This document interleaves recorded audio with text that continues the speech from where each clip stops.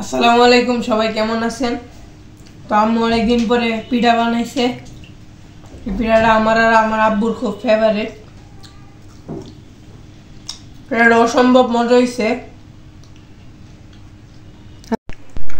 তো আম্মু আজকে অনেকদিন পরে মজাদার পিঠা বানাবে। তো আম্মু আম্মুর বানানোর প্রসেসটা আপনাদের সাথে শেয়ার করব। তো দেখতে হলে আমাদের আজকে অনেক দিন পর মুগ পাগন পিঠা বানাতে ইচ্ছা হইলো, তো হঠাৎ করেই সব কিছুর আয়োজন করে নিলাম। তো এখানে এখন আমি পিঠাগুলো আগে তৈরি করে কেটে নিব, তারপর আস্তে আস্তে করে নকশা করব। তো এভাবে কাজ করলে আসলে কাজের সুবিধা হয়। তো এখানে আমি সবগুলো শেপ দিয়ে যে একটা বাটিতে সব কিছু কেটে রেডি করে নিছি।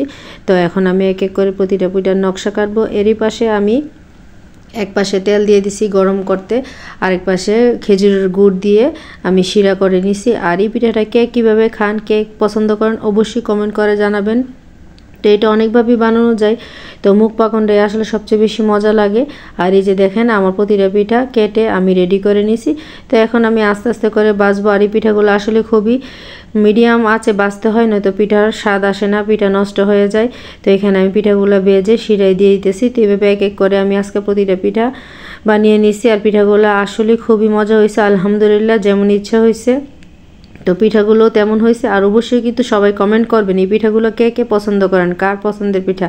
আমার বাসায় তো রায়নের বাবা, রায়নের খুবই পছন্দের এই পিঠাটা, সাথে আমার বাবারও। তো তাদেরকেও দিচ্ছি, বাবাও খেয়ে বলছে অনেক মজা হয়েছে।